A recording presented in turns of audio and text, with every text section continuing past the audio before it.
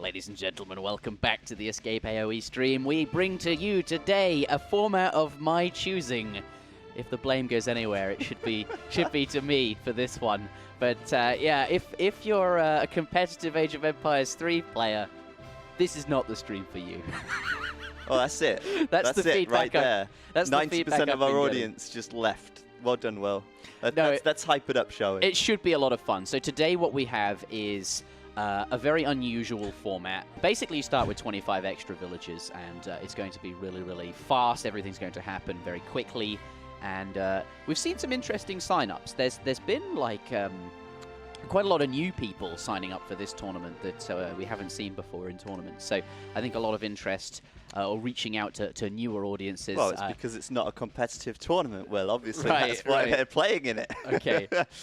No, this should be awesome. The Weekend Pilgrimage. I am very begun. much looking forward to it. Yeah, I think this is going to be really interesting. I really, we did the two-town tournament. That was a lot of fun. This is a bit more outside the box, but should still produce, some interesting new builds. I think it's going to reward players that spend a bit of time thinking, wait, how's the best way to approach this strategically? And I think there's many, many options. Basically, when you start with 25 extra villages, there's this relative cheapening of everything in the game, and as a result, it's going to push, I think, the games longer. But is that true? I don't know. Because you start with so many extra vills, we're going to see military so much sooner, right. And because people won't be so familiar with the format, maybe the games will just be over quickly because someone will know what they're doing and the other person won't. We'll have to wait and see. And we're beginning right now. Okay, ladies and gentlemen, welcome to a best of 3 Kaiser Klein versus Danielek for the ESOC Weekend Pilgrimage. Players begin with 25 additional pilgrims, aka settlers. They're not settlers though. They have they do everything a settler does, but they don't count towards your build limit or anything like that. But they actually do have 200 hit points, so they're a bit tankier than usual settlers. But the catch is they spawn in the center of the map. So you do see a lot of Vil bashing, a bit of fighting at the start. It's quite entertaining to watch. But Kaiser Klein, as we know, very strong player. He needs no introduction. But Danielek playing India. And I think he's done quite well this tournament. He's had some prepared builds, and I'm looking forward to seeing if he can hold his own versus Kaiser. But I think this could be a really good match, and I'm hoping to see... Oh, they spawn on the water, of course. It's opposite sides. On opposite sides, yes. They're okay. That's really interesting. I was expecting them to spawn in the middle, but Cascade Range is a water map, so we will see them spawn in the boats, and you do get a free caravel as well. But Kaiser going to get onto the hunts right away, and his opponent going to be doing that as well. Botch the herding a little bit, but I'm not sure they'll all be able to crowd around that one elk. You've got to be really careful. It's really, they are just going to all gather from that one elk. But what we see, Zach, most of the time is the players racing up to the colonial age. They don't bother training any villagers, and that's partly because they're housed. They've already, they've got 30 villager population. So we'll just get to the colonial age ASAP, then switch all the villagers over to wood, or several of them at least, and we'll start seeing those houses going down during transition. But what we've been seeing a lot of, especially... is that I don't think it's going to go down. They're so weak and flimsy, but that's a lot of HP missing on that Travwa. That's what I'm thinking. Yeah, right. Like you got to get that. Okay, he'll be fine. Kaiser knows what he's doing, obviously, but yeah, it's a bit shocking to see it that low. It was very, very low. But these elephants, they only do 4 damage. They're very, very weak. They are a bit better at sieging though. Siege attack of 10, especially versus a building, it's ×2. I just noticed what I look at the picture of the monk. He's doing like the OK sign with everything. Oh my god, he is! Bro. Oh my god! There you go, Ham. Show that one to Abby. Yeah, so the question is, I've never noticed that. Can the slower India player actually hold on for long enough? Because already you see those units coming out from Kaiser. Walls! This is a good start. I've not seen walls before. If you're gonna hold, it's gonna be with walls, but I don't know if he can get that last one down. Is he? No. So close. It is very close. close. It didn't matter. Yeah, the Tomahawk raiding pass, if we go to text complete, you do get that big button at the TC. Kaiser's called that ASAP, and he's going to be able to harass these villagers building the Agra fort, but he's able to get it up in time, and that's going to be up, he's up to the next stage very quickly. Time is of the essence. You don't have the age fast option as in here, but you can put 8 villagers on your aggro fort, and he has got up. So maybe this is an opportunity to finish that wall. If he can, that would be really nice. You have Villager now coming back out. But what we've been seeing a lot of is this aggression. Players are just so fast, especially Iroquois, because of that big button, because of these shipments, and of course the Travois gets you an extra building, and you can see how quickly they get units out. Yeah, it's crazy. 40 military against 25 already. Of course, 25 of those military units being the Pilgrims. But yeah, Danielic splitting the army off gives him an opportunity to, I guess, hold a bit longer, push Kaiser back, focusing at the moment on the, I think on the Gurkha. Is that Gurkha? I didn't see. Yeah, he's got Sepoy in queue there. No, Sepoy, my bad. I didn't see what he had already. But yeah, it's all Indian infantry, really, isn't it? They're all the same. Well, no. Functionally very different, though. Yeah, yeah. But this wall is buying him a lot of time. It is. And that's exactly what he needs. I mean, Kaiser could just walk around the wall, but obviously he doesn't want to have to walk around the wall every time. He wants quick, easy, direct access to his opponent's base. Does get it down, but has it been enough time? Danielic, he just needs a bit of time to get his unit mass up. He's training a lot of Sepoy there. Has sent 600 wood. I think he'd rather be sending, something like 4 Sour to help him fight the Zayena. Party around the back? But to the right. Here? Oh yeah, two Kanya horsemen coming in. Yeah. Kaiser being very diligent. There was the, he's just going to try and look for villagers gathering, maybe try and force these Sepoy home. But yeah, he has to send 600 wood. Danielic needs that for the houses, and he needs it to get some military buildings up there. But he has got the aggro fort. The wall bought him a bit of time, and that's what he needs. If he can survive long enough, then maybe he's got Sour and Q at the stable, and perhaps he'll be okay. Perhaps.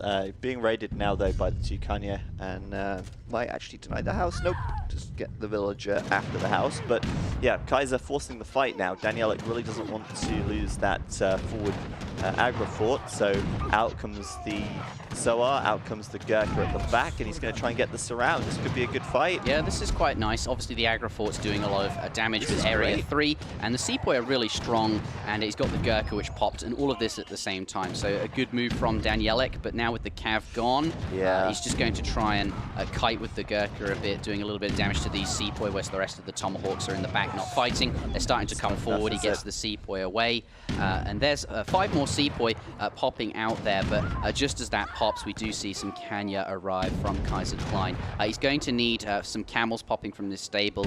There's 5 more Sepoy, and I think actually India, he's still okay. This is absolutely fine. Yeah, Kaiser pulling off some horsemen to go onto those Gurkha, but only the 1 here. Maybe a little bit of an overreaction with 3 Sepoy to defend.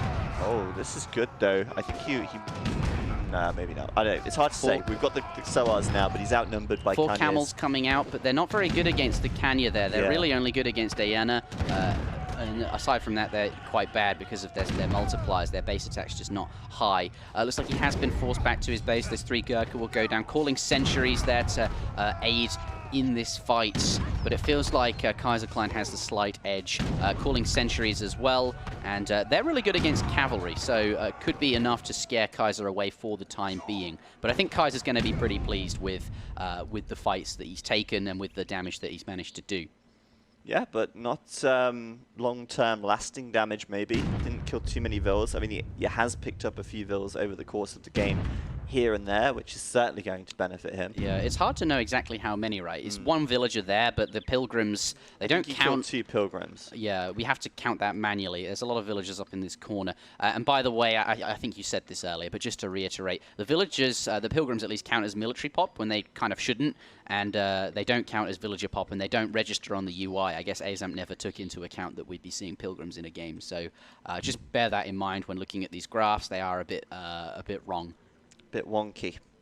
So yeah, we've got a big raiding party on the left-hand side here, and we do need a lot more Sepoy, I think, to deal with that. Soar coming out for Danielic, but more walls, wow. Yeah, he's walled up mostly, so, but obviously... Why not finish the job, though? I guess that is a good question. Maybe he ran out of wood or something, but at least he knows they're only coming in from the back here. Right. And so gets some time to react, I suppose. Although he's not reacting. No, there we go. Reacting just in time. They'll hop in. Yeah, and Kaiser not going to get any damage there, but is going to force these units to walk around. Shall we talk about their long-term game plans then? Because Kaiser Klein, he's shipped 5 villagers and he shipped conservative tactics, both of which are quite long game cards. Danielic, though, we've only seen sort of 3 shipments from him so far. Oh, that's really cool. You can use the boat defensively. As a getaway. Yeah, like as a garrison point. So bam, and do some return damage. Shutting down these raids really, really well. Yeah, very well played, Danielic there. And he's actually playing really well here. I mean, Kaiser's a formidable opponent. I think Danielic's, what, Colonel ranking? Yeah. Playing very well. Kaiser, though, switching gears. He's realized that he's going to get as much damage as he can done. And I think it was, you know, he took some good trades and got a couple of villager kills. But ultimately, the game goes on. So Kaiser now shifting gear, 5 villagers, conservative tactics, starting to send, train fishing boats and really start to get ahead in that long game, sort of build up a nice lead that way. Danielic trying to do the same, but I think he's a little bit on the back foot. Foreign logging coming in, obviously a bit behind in terms of villagers there. Kaiser is ahead on score. So I think Kaiser has a slight edge, but this game has gone, it feels like it's gone on for a very long time, but really it's only 8 minutes. Daniel just getting another shipment now, so he's a little bit behind on the shipment curve as well, but you know, it's a no TP map, so it shouldn't sort of snowball if one person grabs a bunch of TPs, for example. But yeah, Kaiser just slightly ahead in general here, more military units, a little bit more eco. But similarly to last game, unable to really just close it out. And Danielic has the opportunity to keep fighting on for another day. Yeah, I don't think he's had an opportunity to close the game. I think it's just that close. Obviously, it feels like Kaiser's ahead, but it's not like he's in an overwhelming lead or anything like that. That will help. 5 vills down. That definitely helps. That's going to be painful, isn't it? Yeah, for sure. Yeah, Kaiser doing well there.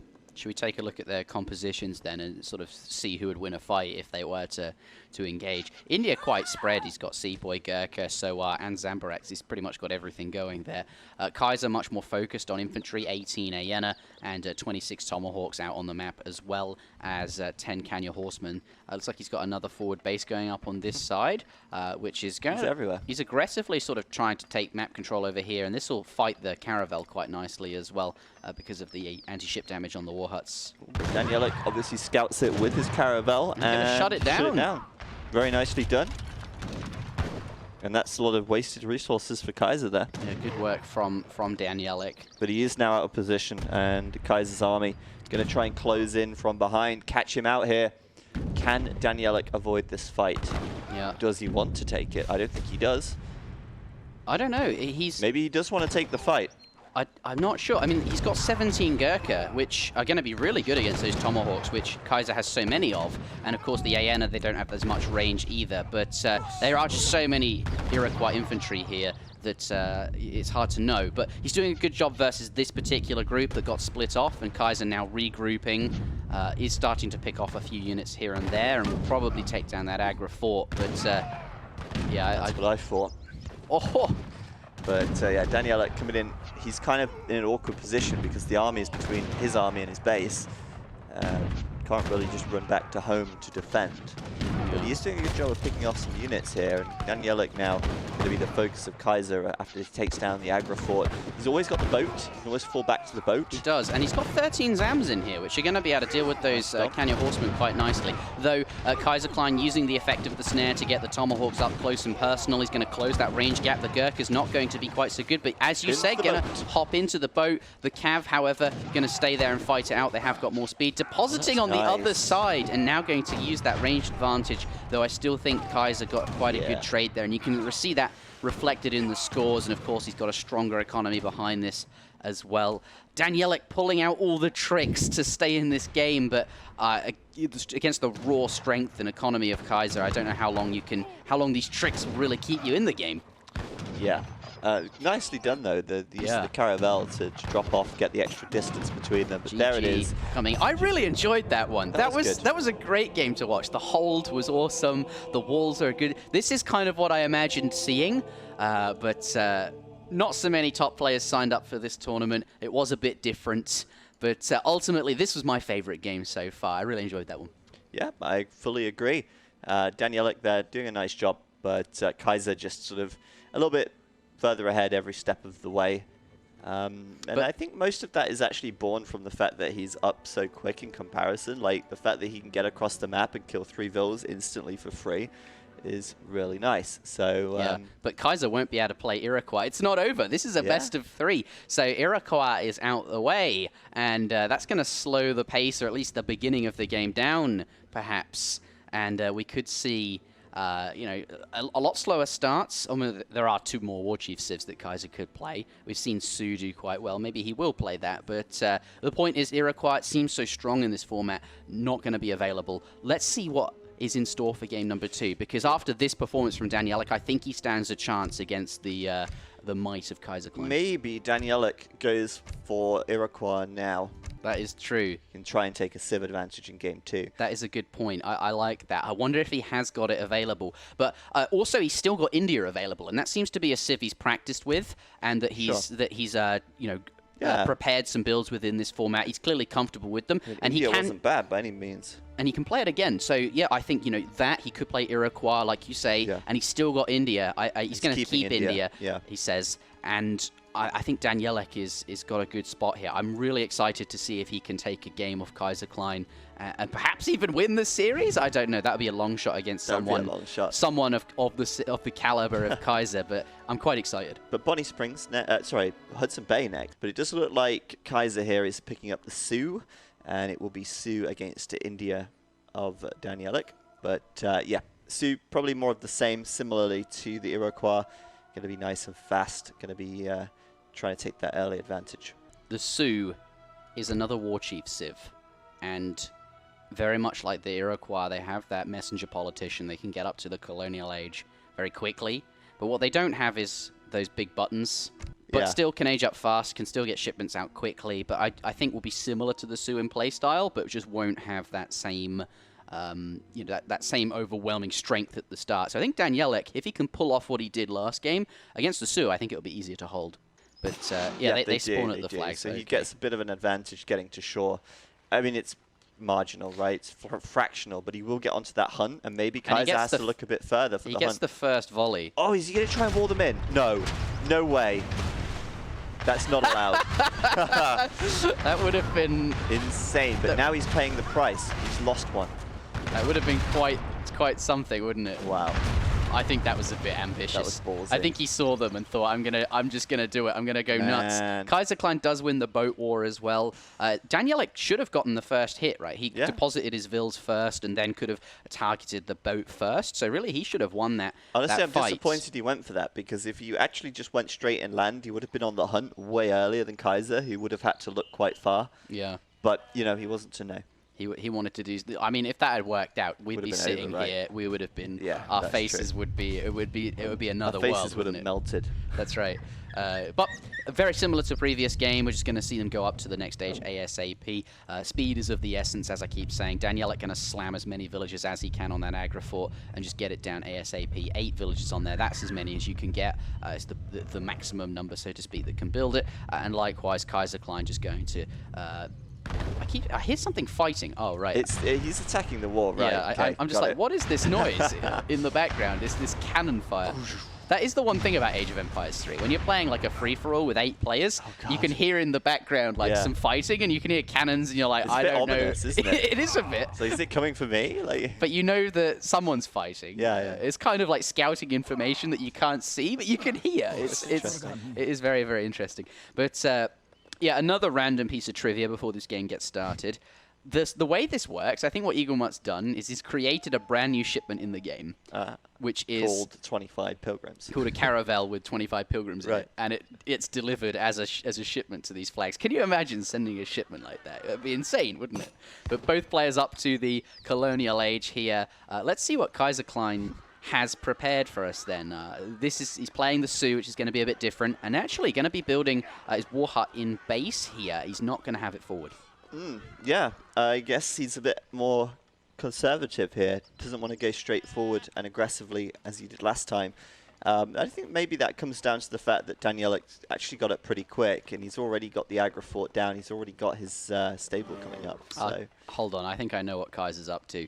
You can see he's got 1,000 food there. Yeah. I think he's going to ship some gold. Maybe we'll see him do a fast fortress, a semi-fast fortress, so to speak. And what he's done, is send four axe riders basically to get some damage done, because they're still going to come out pretty fast. You age so quickly, right? These are going to be pesky. They're going to be able to attack villages, and the India player has to start with the wood because he needs to build houses, whereas the Sioux obviously don't have that same issue. So these axe riders can get some work done for the time being.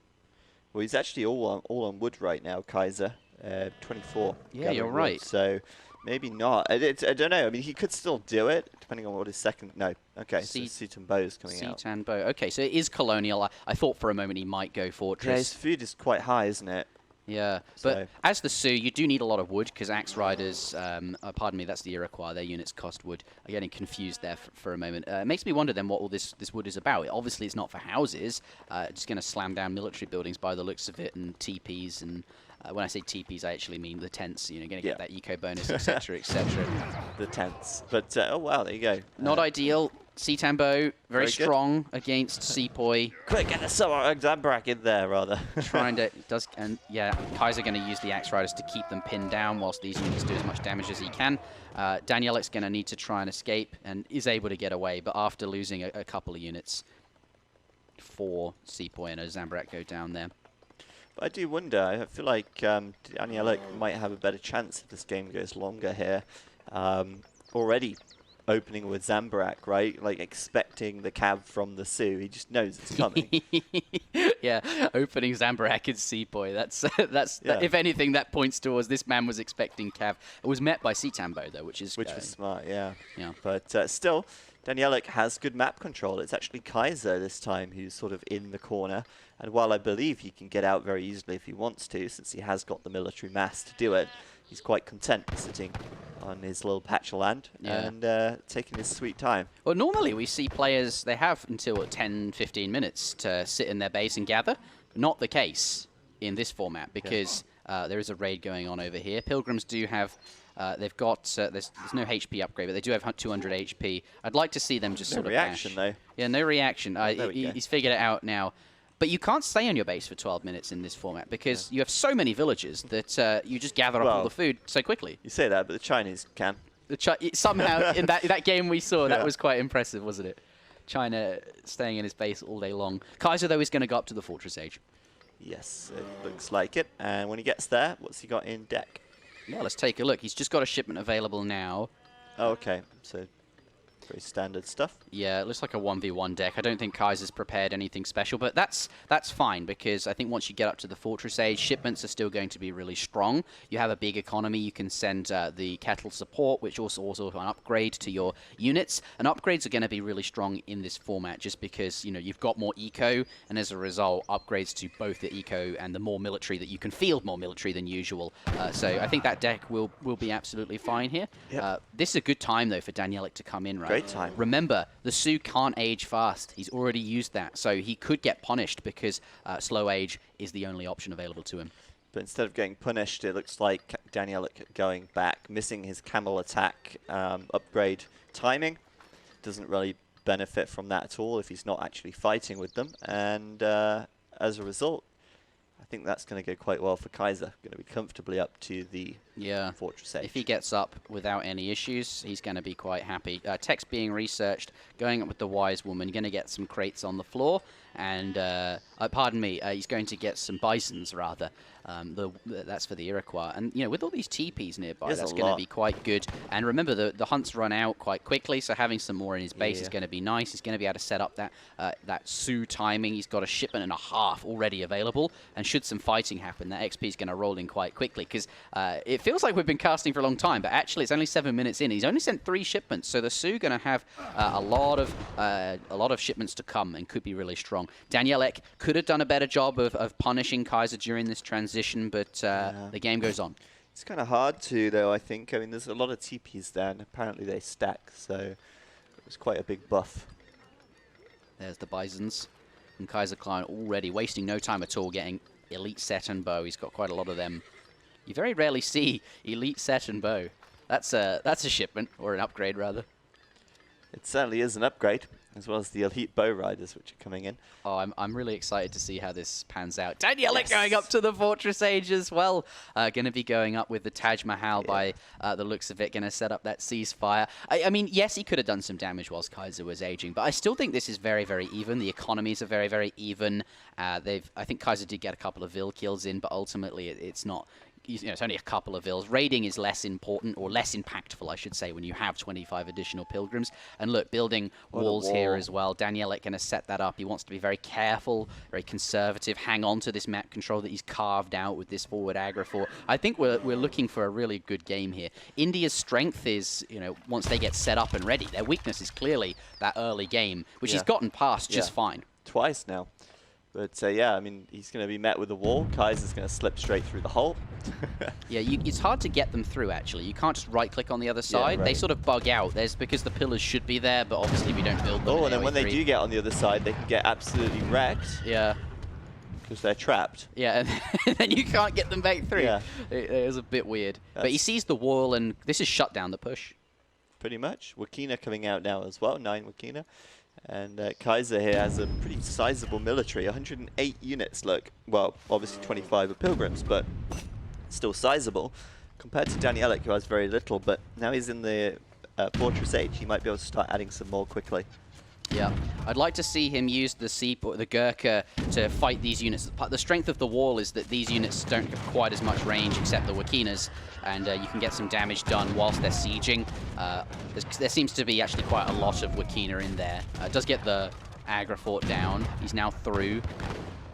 But Danielic, he's just waiting on these upgrades here. Yeah. Discipline Zambarak and Discipline Gurkha are about to come in. Oh, he doesn't want to fight yet. No. No. This is not good. Yeah, but the Gurkha are going to get caught. Ceasefire, so he can complete the tech, I guess. But he's so outnumbered here. I would expect that he's got Yurumi about to pop as well. Yeah. There they are. And but Kaiser, he saw the ceasefire, and that means one thing: get the hell out of there. Using the gate here, it's quite nice. It's thinking like, very fancy. Do I go on one side or the other? But ceasefire is ended, and he's going in. And now he's next to the Caravel, so he can get in there should he need to. It's a really defensive position. But the upgrades are in. The Yurumi have arrived, and there they are in the front. But are going to be dealt with quickly by the Cav, and 7 Yurumi is not too many, is it? No, it doesn't look like it. It's like Kaiser will once again be ahead in this engagement. He's chasing down the Gurkha now as well. Danielic trying to reinforce them, but they came in quite slowly. Now cavalry combat complete, and that's going to renew the life in Kaiser's push once again, continuing to take advantage of this huge, massive units he has to push Danielic all the way back. Yeah. And he is just going to clean up here. And there's going to be no more surprises from Danielic. He's already used his ceasefire. The Yurumi have already been used. The GG coming out. And Kaiserclimb will take game number 2. And indeed, the series there as well. I think Kaiser's just raw strength coming through. And, a really nice effort from Danielic. He's clearly prepared. He's clearly practiced with India. But today, Kaiserclimb will knock him out. I really enjoyed that series. I thought that was a really valiant effort. And both those games were actually quite interesting. So if you're listening to this on YouTube, do give the video a thumbs up. Hit the bell icon, because our new strategy for YouTube is, instead of uploading massive VODs, the ECL and the New World Championship are now over, so we want to sort of shift gear, so to speak, as I would say, and upload videos that the YouTube algorithm can really get behind and really recommend to people. So the bell icon is a good idea. And indeed, if you're hearing me on Twitch, you guys know too. But game number 2, going to Kaiserclimb, we'll see him in the semi-finals. Yep. No surprises that he makes it through, but credit to Danielic for holding on and playing so well in those series. I think he did a really good job. Didn't just sort of, roll over as soon as the first push came in, and actually held out for a little bit. So I don't know what we're going to be seeing next. Obviously, Sompa already through to the semis, but we don't know who's going to be against Kaiser. It's either going to be Conqueror or Knushelba.